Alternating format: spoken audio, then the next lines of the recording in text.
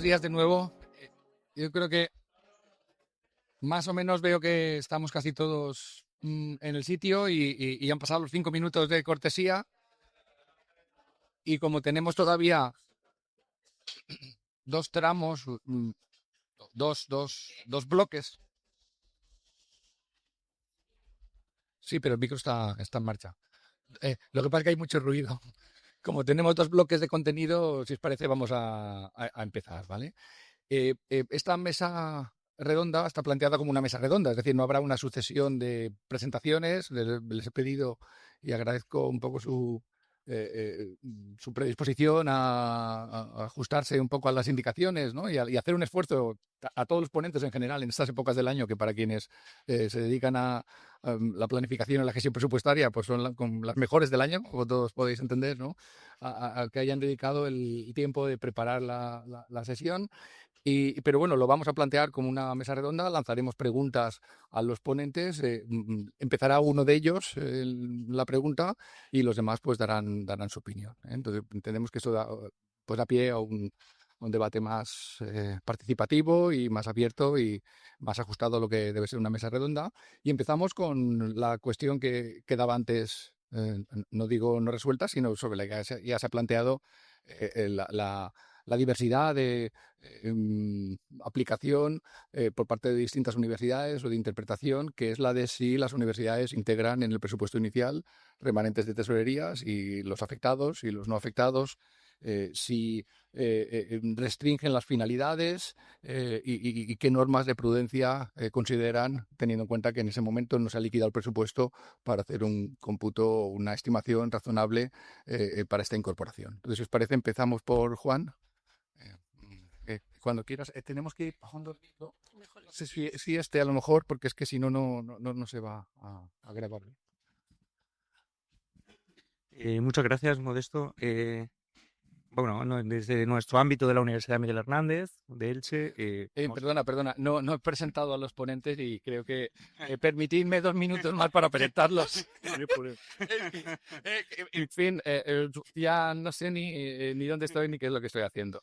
Para empezar, Juan, que bueno, es licenciado en Ciencias Económicas, máster en Administración y Gestión Empresarial y que ha sido técnico de gestión presupuestaria y en la actualidad es el director del Servicio de Gestión Presupuestaria y Patrimonial de la Universidad Miguel Hernández de Elche. Entonces, en esta mesa está formada por 2 vicerrectores y un técnico porque entendemos que en esa definición de las políticas es necesario que los vicerrectores, que los políticos tengan en cuenta la opinión de los técnicos y eso es un poco lo que se pretende en la mesa. Empezaremos con la voz del experto, ¿no? Que nos vaya orientando respecto a por qué cauces o por qué márgenes los políticos, quienes nos dedicamos a la política universitaria, no, creo que nadie nos consideremos políticos, no nos podemos mover. Y después me acompañan a mi derecha Elena Escudero Puebla, que bueno, es licenciada, doctora en Ciencias Económicas y Empresariales, es profesora titular de Fundamentos de Análisis Económico de esta universidad y bueno, aparte de esto que hacemos los profesores, autora de numerosas publicaciones, participaciones en congresos, etcétera, pues ha tenido numerosos cargos de gestión en la universidad, vicedecana de Economía, directora del área de Economía, directora del departamento y actualmente es vicerrectora de Economía de la Universidad de Valladolid. Y me acompaña también a mi izquierda, Francisco Sáez Martínez, que también licenciado en Ciencias Económicas y Empresariales y doctor en Economía, es catedrático de Organización de Empresas de la Universidad de Castilla-La Mancha, también ha sido investigador en numerosos proyectos y autor de numerosísimas publicaciones y ha desempeñado diversos cargos de gestión, director académico, el vicerrector de estudiantes, seguro que me dejo alguno, pero en fin, director académico, el vicerrector de investigación y política científica. Esto es importante porque, como ahora después diremos, en relación con las políticas, una buena parte de los costes indirectos de proyectos se generan en el ámbito de la investigación, por tanto, tener esa visión de las políticas de investigación para definir el uso de los costes indirectos o de los remanentes nos va a añadir perspectiva y actualmente pues es vicerrector de Economía y Planificación de la Universidad de Castilla-La Mancha. Y ahora sí, Juan, cuando quieras. Muchas gracias, Modesto. Bueno, desde nuestro ámbito, esta visión técnica, ante esta situación de, bueno, esta consulta, el remanente de tesorería fundamentalmente centrado en el no afectado, en el general, en el que es el propio ahorro de la institución, si se recurre a esta fuente como financiación en presupuesto inicial, bueno, nosotros observamos sí que hay universidades que están recurriendo a esta posibilidad, pero bueno, desde el ámbito técnico, cuando se nos traslada, planteamos esta posibilidad, ¿qué es lo que nos encontramos? Bueno, nos encontramos ante un entramado normativo donde ninguna de las normas habla exactamente o dedica un articulado específico de cómo usar ese remanente o ese ahorro de las instituciones. Más bien se percibe desde cómo canalizo y lo utilizo como instrumento ante situaciones. Y ante esto pues encontramos la combinación de diferentes normas, partiendo de la Ley General Presupuestaria, en la cual hace una mención clara a que para poder financiar créditos extraordinarios y suplementos de crédito puedo recurrir al remanente de tesorería afectado, no desde el perfil del remanente de tesorería general, no dedicándole el espacio a él, sino como recurso financiero ante estas situaciones imprevistas del crédito extraordinario y suplemento de crédito. También hace referencia a él como fuente de financiación de incorporaciones de remanente, o en su caso incluso como generaciones de crédito. Desde el punto de vista de la Ley General Presupuestaria, y luego te remite a la autonómica, a los posibles desarrollos autonómicos. Normalmente la legislación autonómica se centra mucho en lo que muy bien ha compartido y ha expuesto Lidia. Bueno, en el ámbito autonómico se centra en el cumplimiento de la Ley de Estabilidad Presupuestaria y Sostenibilidad Financiera. Ese es lo máximo y a lo que todos nos sujetamos. Ahí tenemos claro que cualquier uso del remanente general debe ser sin poner en riesgo la sostenibilidad económica y financiera. Un poco más reafirma el que se puede utilizar para créditos extraordinarios y suplementos de crédito sin entrar más en el uso. Por último, aterrizamos en nuestra propia legislación, la LOSU, en el que sí que reconoce ese remanente de tesorería como elemento de financiación, ingreso, que puedo utilizar, pero sin tampoco dedicar un articulado o una regulación directa. En este marco que tenemos, y que vemos que es disperso y que tenemos que combinar con criterios, tenemos también los retos de las universidades que nos plantean desde el ámbito de dirección y de los equipos. El reto de la financiación contenidas, como se ha comentado muy bien, con dificultades para poder llegar a ese 1% en 2030, lo que nos lleva a intentar ser lo más eficiente posible, utilizar el crédito con la mayor responsabilidad y planificación, la posibilidad también de captar recursos externos que nos vengan a complementar nuestras propias necesidades y bueno, todo ello en un marco de planificación a largo para que sea lo más productivo posible.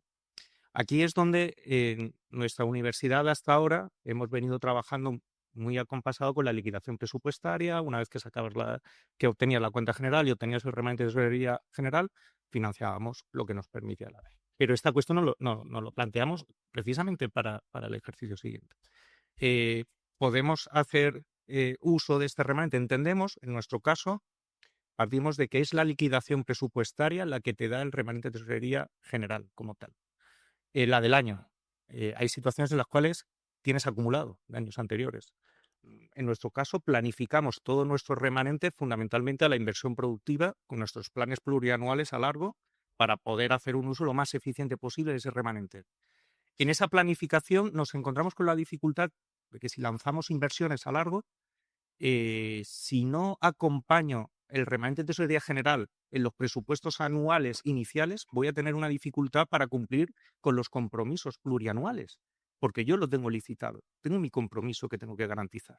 Con lo cual, el no hacer uso de ese remanente me tensiona mucho el tener que cumplir con el presupuesto inicial en los términos de estabilidad, que no de equilibrio sí va a estar, obviamente, capítulos totales, pero efectivamente pero aún así yo sé que no tengo problema porque es un remanente de tesorería acumulado de años anteriores, no el neto de ese año. Ahí es donde estamos centrándonos. Este remanente de tesorería acumulado de años anteriores, con el esfuerzo de todos, con el compromiso, con lo que cuesta, con los recursos limitados, ¿podemos hacerlo productivo a largo y acompañar nuestra planificación a largo?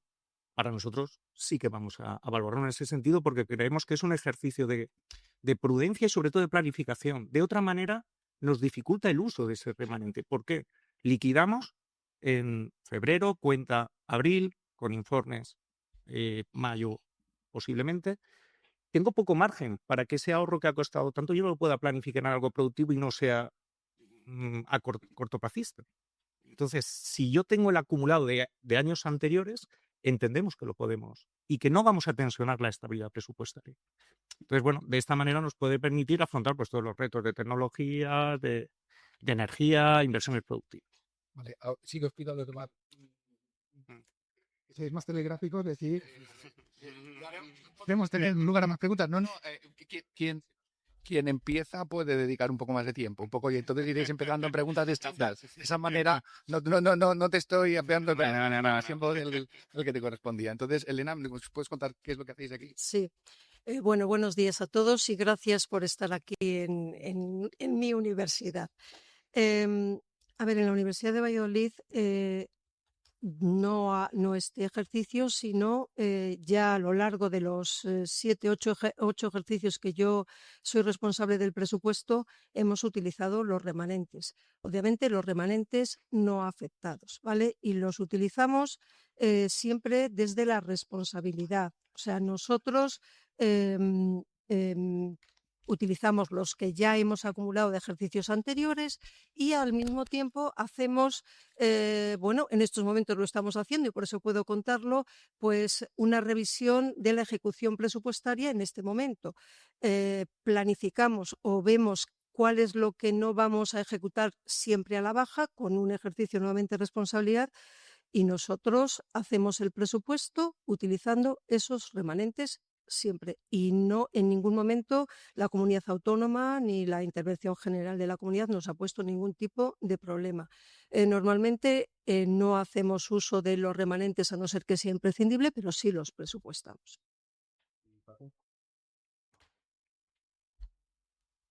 Yo, bueno, gracias primero a Modesto, a la CRUE por permitirnos estar aquí, a la Universidad de Castilla-La Mancha.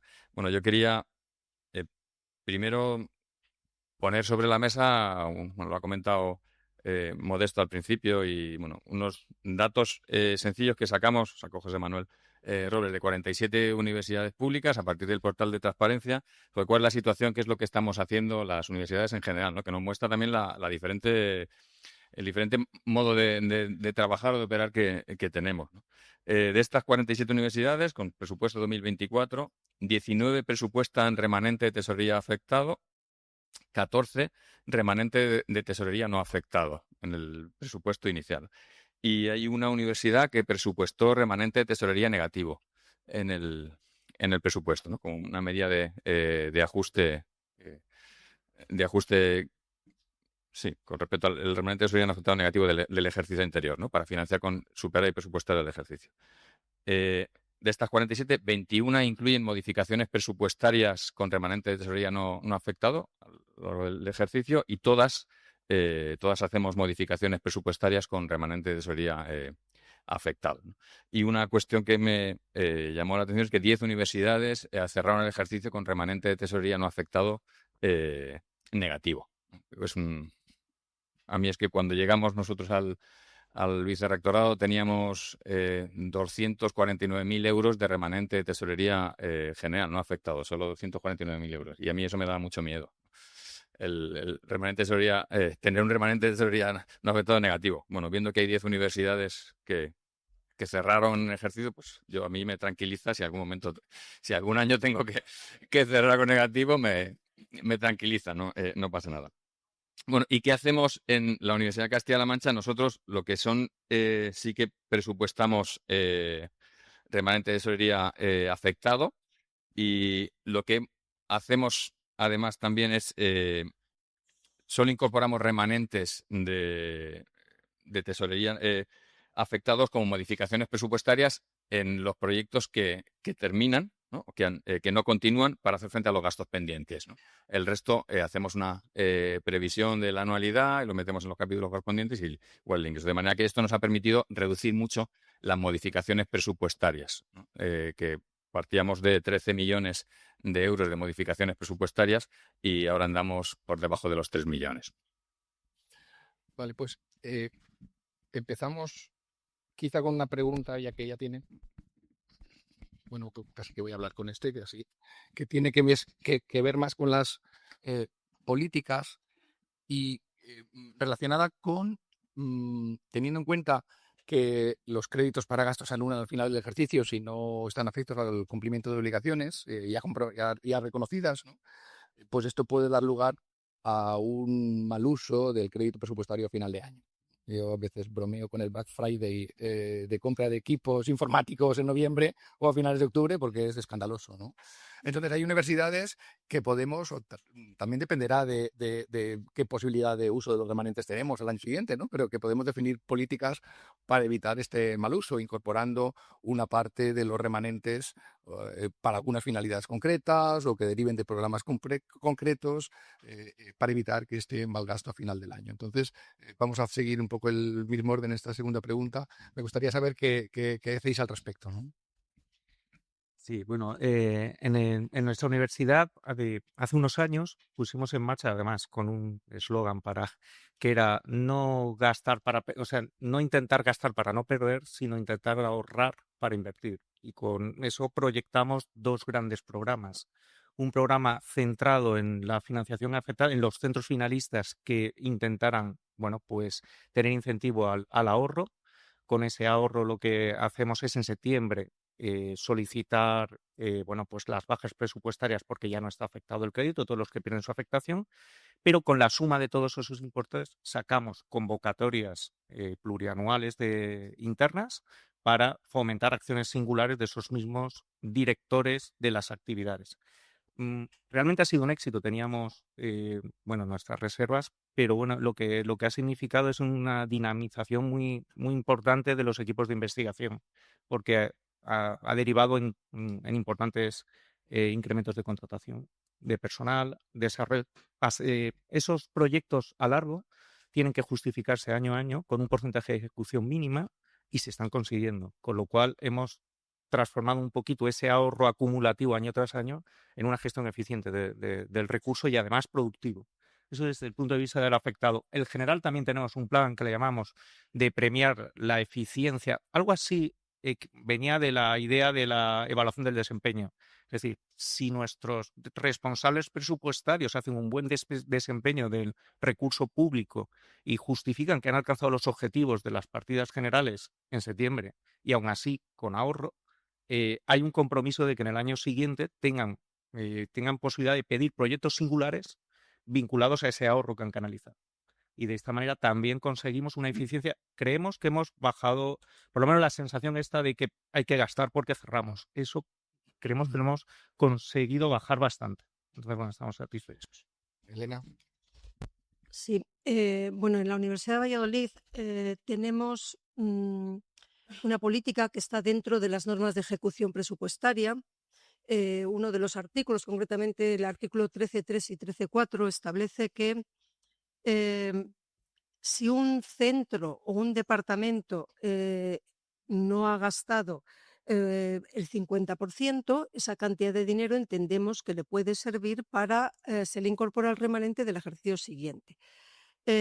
¿Por qué? Pues porque hay centros, hay departamentos que quieren hacer inversiones en obras y obviamente la dotación presupuestaria es baja. Anual no les permite hacer una compra de equipos, renovar aulas, entonces nosotros establecemos que ese 50% de la asignación presupuestaria ordinaria no gastado se le puede incorporar al año siguiente. Eso tampoco ha evitado que en determinados centros que por lo que sea no han gastado mucho, pues cuando llega ahora esta época y mandamos la instrucción de cierre y que no se va a poder, pues la gente, yo he sido directora de departamento, miramos, oye, vamos a ver, tenemos más dinero del 50%.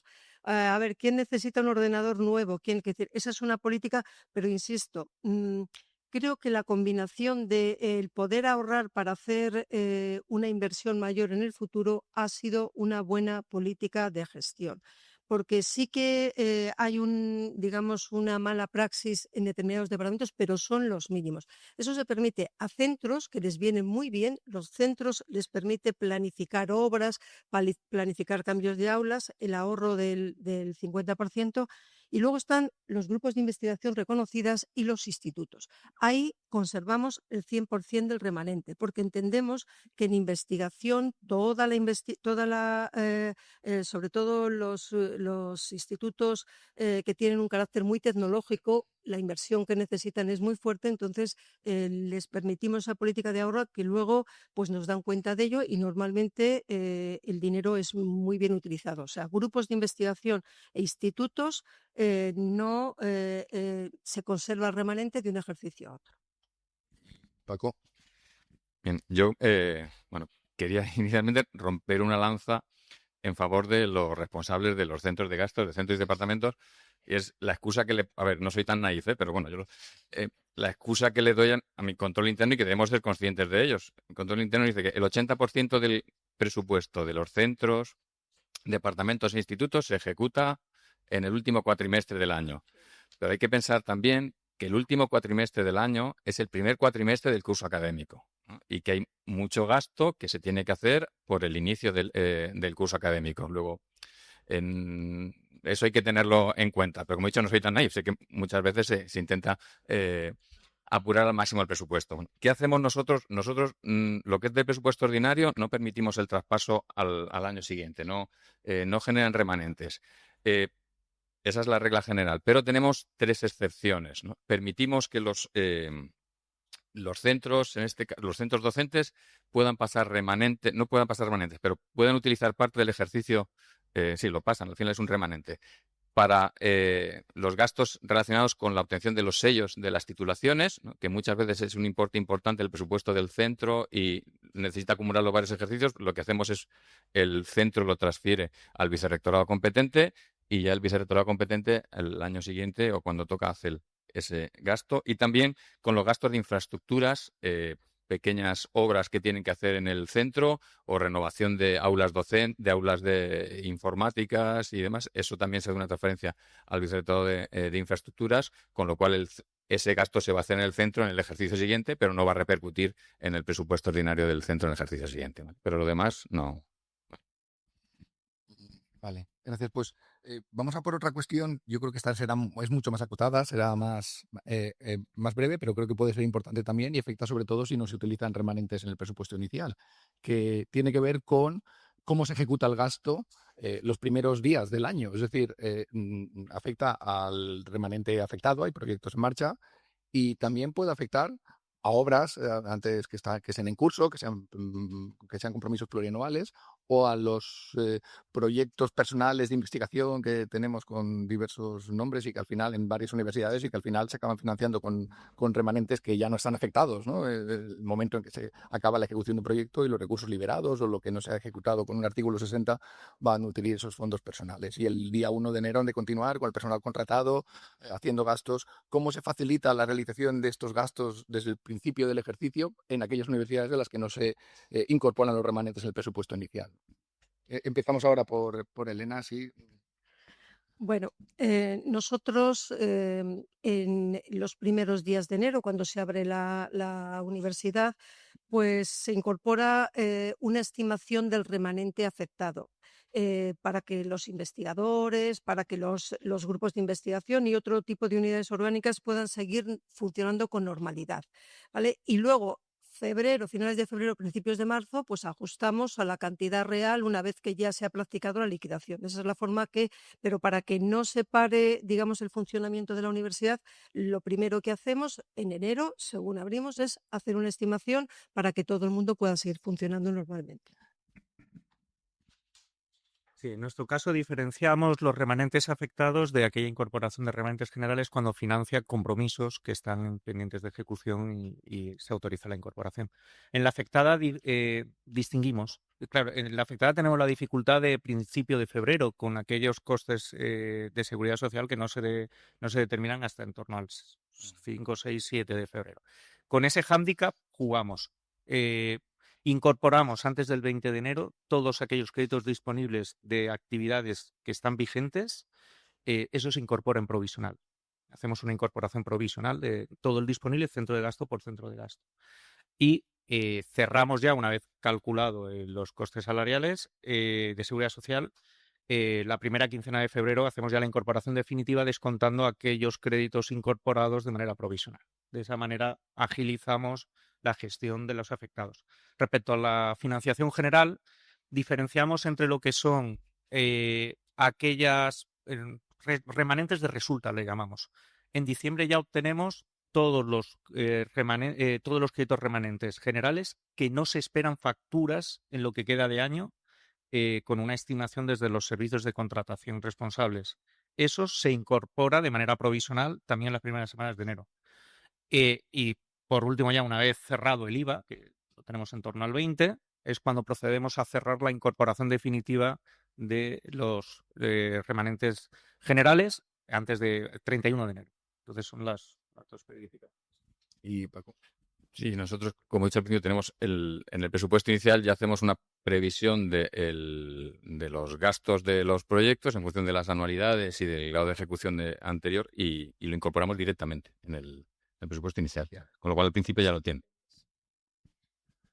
Vale, pues ya ha salido en más de una ocasión que la utilización de remanentes debería ir dedicada a financiar infraestructuras, a realizar inversiones productivas. Entonces me gustaría que me hablarais un poco de si tenéis planes de inversiones en vuestras universidades, con qué escenario, si son plurianuales, si lo aprueba el Consejo Social, si lo tiene que someter a aprobación, lo tenéis que someter a aprobación a la comunidad autónoma y en qué medida los financiáis con remanentes, es decir, si hay un porcentaje más o menos establecido o abierto para utilizar remanentes con esa finalidad. Empezamos también por Elena. Bueno, nosotros, la comunidad, la Junta de Castilla y León, tiene un plan de infraestructuras plurianual. Y entonces nosotros complementamos con nuestros propios remanentes ese plan de infraestructuras. Entonces, normalmente nosotros procuramos que esa utilización de fondos sea anual, pero si la financiación de lo que estamos haciendo es plurianual, pues acompasamos el uso de remanentes al igual que la comunidad autónoma. Nosotros no tenemos que pedir permiso, simplemente ella le informamos de qué vamos a hacer dentro de la inversión en infraestructuras y simplemente eso viene acondicionado a los fondos que ella nos da. Nuestros propios fondos lo podemos utilizar para lo que queramos. ¿De acuerdo? En nuestro caso, en la Universidad Miguel Hernández, sí que tenemos un plan plurianual de inversiones, que además se aprueba conjuntamente con el presupuesto, sigue los mismos criterios de aprobación por los mismos órganos, tanto en el inicial como si hay alguna modificación a lo largo del año. Y nos acompaña, lo tenemos proyectado a 4 años y nos acompaña en la ejecución y en la presupuestación de cada año. No lo aprueba el Consejo Social. Incluso este año pasado, al hilo de la LOSU, que marca el hecho de que las universidades elaboren sus planes plurianuales de financiación propios, nosotros hemos conectado el plan plurianual de financiación con el plan plurianual de ejecución de gasto, donde el plan plurianual de inversiones es uno de los elementos fundamentales, además de la planificación del resto de capítulos, que también lo integramos. Y Paco, sí, nosotros nuestro plan de infraestructura, pues, igual que el resto, se aprueba o tiene que aprobarlo el Consejo Social. Nuestra particularidad es que nuestro plan de infraestructura va financiado con fondos FEDER, tenemos senda propia FEDER y desde el año 2022, además, la cofinanciación, que antes la asumía la universidad, ahora la asume la Junta de Comunidades, con lo cual no nos cuesta nada de fondos propios.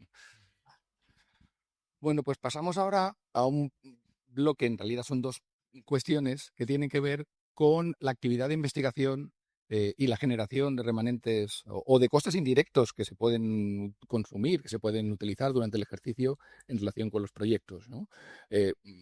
Si se prevé la utilización a lo largo del ejercicio, no generan remanentes, en la medida en que los costes indirectos de un proyecto no se consuman en ese ejercicio, sí que generan remanentes. Entonces me interesa conocer qué criterio de asignación utilizan las universidades en relación con estos costes indirectos, porque ahí también tenemos diferencias. Hay universidades pues, que los destinan mayoritariamente a lo aquella finalidad para la que sirven los costes indirectos, que es para asumir gastos generales, ¿no? Para pagar la luz, en fin, el mantenimiento de los edificios, costes de personal generales, etcétera.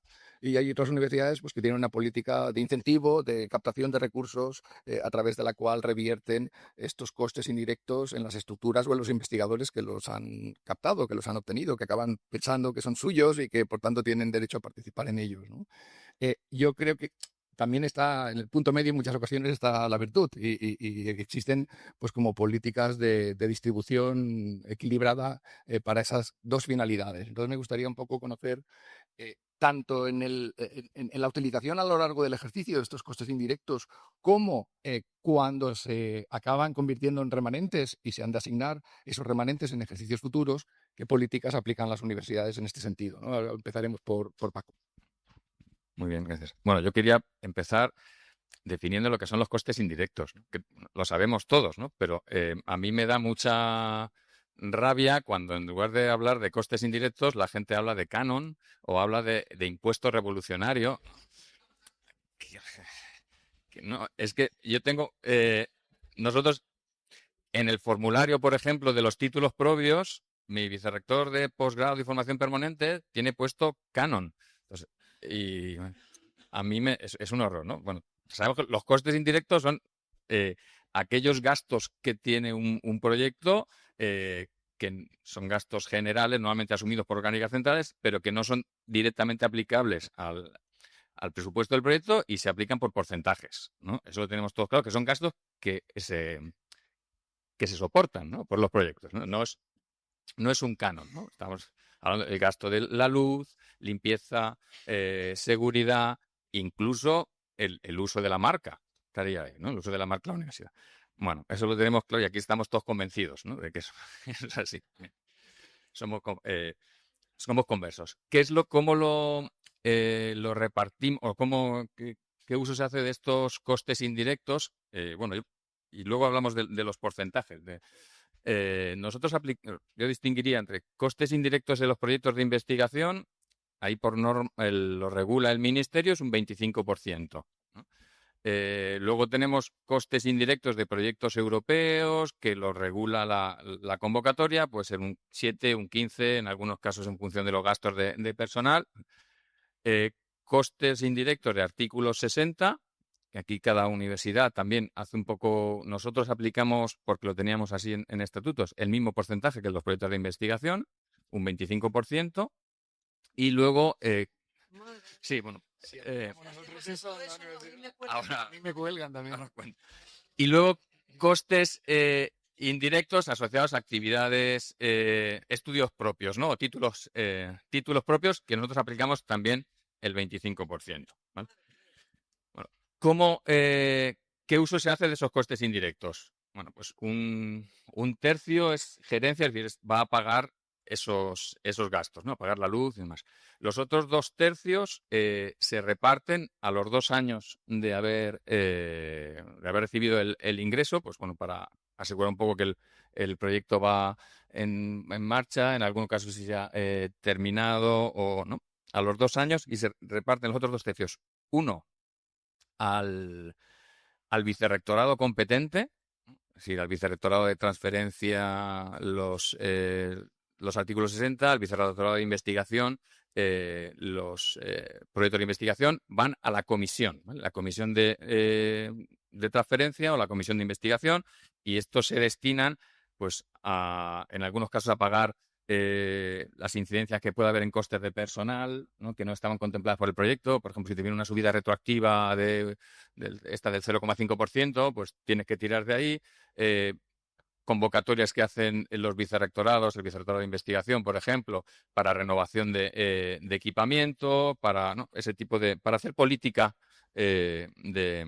incluso para contratar personal de apoyo. Y el otro tercio va al departamento o al instituto que decide el investigador, ¿no? El investigador puede decidir a su departamento o al instituto en el que está. Y luego los institutos y los departamentos normalmente, pero no todos, eso ya es discrecionalidad del responsable del gasto. Lo reparte directamente y le asigna al investigador que ha generado ese coste indirecto, o hace una distribución general entre los miembros del departamento o del instituto, ¿vale? Eso depende del... nosotros hay institutos que tienen más del doble de su presupuesto por este tercio de costes indirectos que el presupuesto ordinario. Luego vamos, una partida importante, ¿no? Bueno, inicialmente vamos. Perfecto. Elena. Bueno, no he dicho. Y esto, las enseñanzas propias no lo repartimos, ¿vale? En los títulos propios los costes indirectos no se reparten.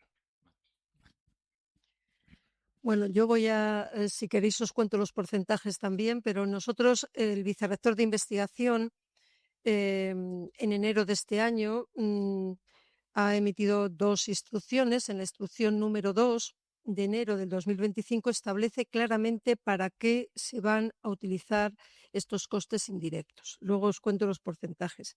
Y dentro de la enumeración de lo que lo utilizamos, porque aquí sí, proyectos europeos, proyectos nacionales, el 80% de los ingresos son destinados a la universidad para cubrir los costes generales de funcionamiento relacionados con la investigación y para promover actividades de fomento de la investigación, formación y mejora de infraestructura de investigación. Eso es lo que establece el porcentaje, y un 20% será reservado al proyecto, contrato o convenio para financiar actividades necesarias para su ejecución, pero que no son elegibles. Esta es la forma de repartirlo.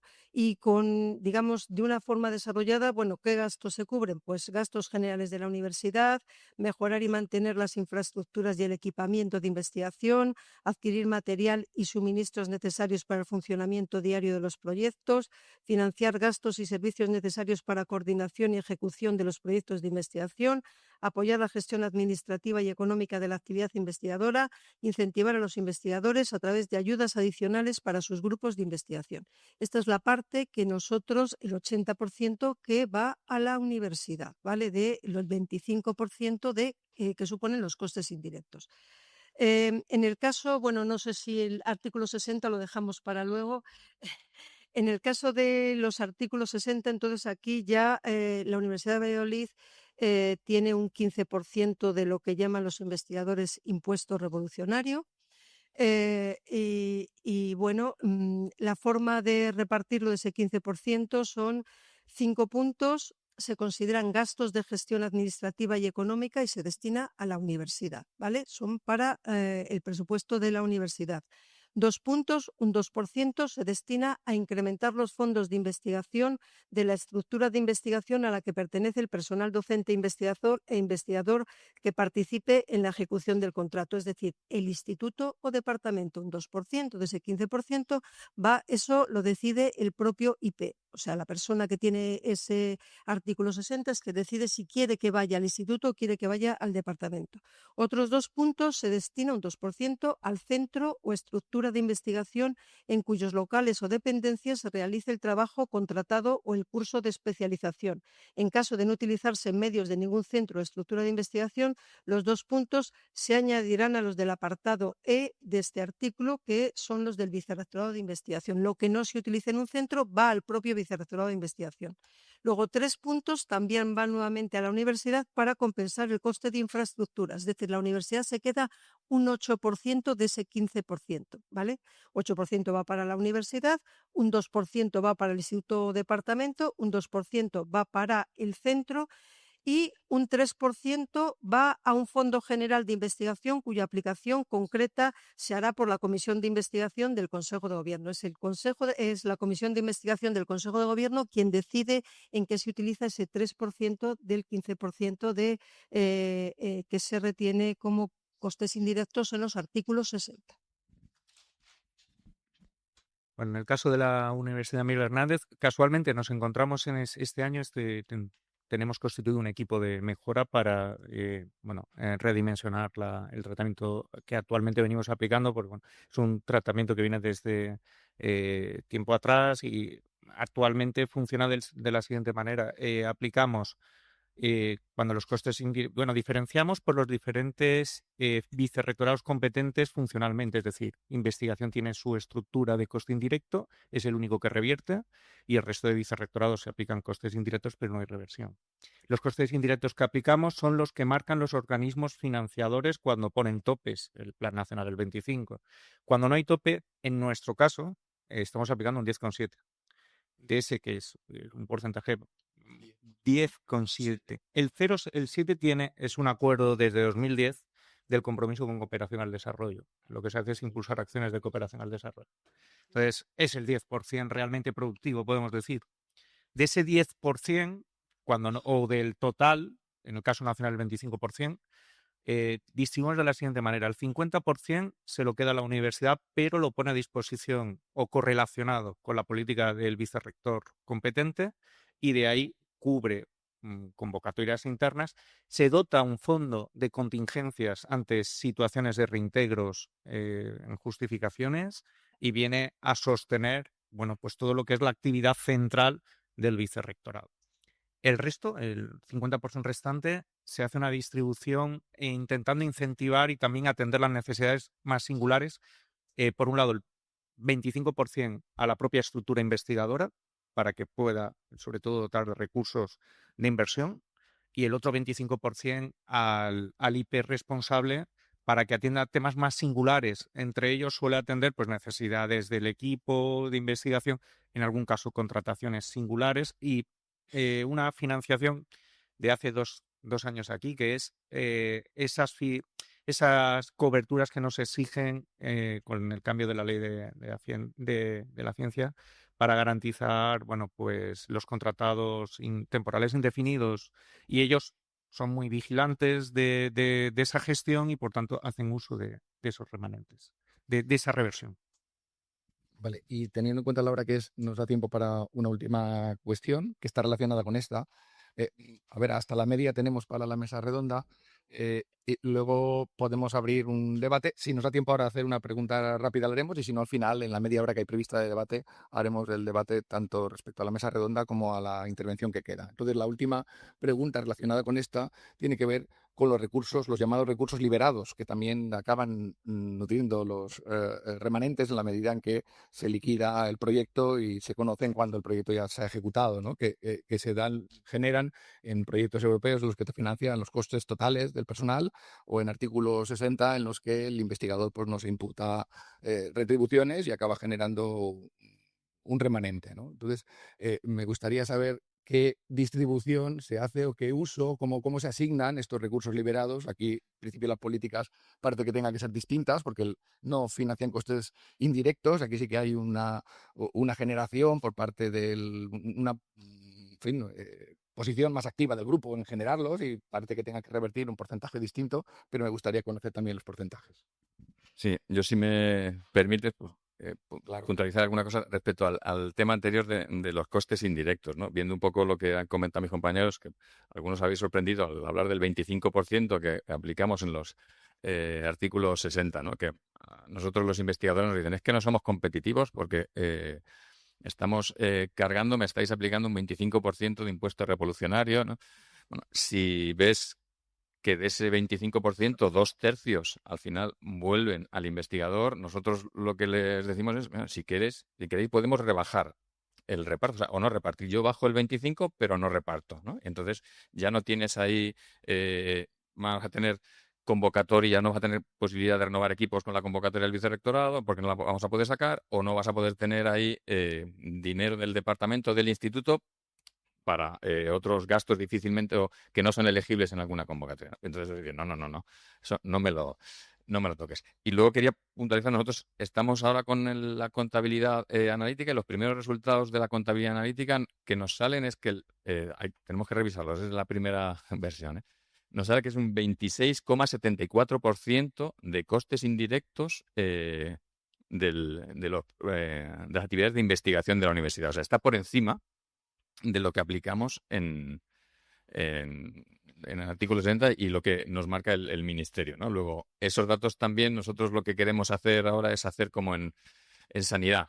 ¿no? No vamos a subir seguramente los costes indirectos, pero sí que le vamos a enseñar la factura al investigador, ¿no? Es decir, mira, es que este proyecto lo está financiando la universidad porque en este porcentaje, ¿vale? Y luego al respecto, como decía, los costes indirectos que se reparten a los departamentos o institutos, nosotros que se reparten a los 2 años, y bueno, nosotros les obligamos, entre comillas, a que ejecuten al menos un 50% en el ejercicio que se les dota. El otro 50%, o como máximo les pasamos un 50% al ejercicio siguiente. Y ya respecto a los recursos liberados, ¿no? ¿Qué hacemos cuando acaba un proyecto europeo o cuando acaba un artículo 60 y se genera un saldo porque no se ha ejecutado todo, ¿no? Yo aquí distinguiría 3, ¿no? Los RLDs de los proyectos europeos, ¿no? Aquí nosotros lo que hacemos es cuando el proyecto ha terminado y se ha justificado, se le da la posibilidad de percibir en nómina a los investigadores que han participado, que están en las timesheets, una remuneración, la que corresponda, y si deciden no percibirlo, entonces se les detrae un 15%. Y el resto se lleva a lo que denominamos un centro gestor temporal, que es un instrumento para financiar la línea de investigación del grupo, vinculado a esa investigación, en la que bueno, pues pueden hacer gastos de incluso contratar personal, no remuneración, pero sí contratar personal, hacer otro tipo de gastos para continuar con la línea de investigación, ¿vale? En los artículos 60 o los proyectos de transferencia, pues hacemos lo mismo. Cuando acaba el proyecto y si hay un remanente, pues se puede llevar a un centro gestor temporal para seguir financiando actividades en la línea de investigación del grupo, ¿no? Siempre que esté vinculado con las características del proyecto. Y en los títulos propios, que también en ocasiones pueden generar remanentes, ese remanente lo utilizamos o solo se puede utilizar para financiar posteriores ediciones de ese título. Pues en muchos casos hace falta hacer publicidad de la siguiente edición y no tienes el dinero porque no tienes todavía ingreso por matrícula, pues utilizas este centro gestor o financiar ediciones de otros títulos similares, ¿vale? Y Elena.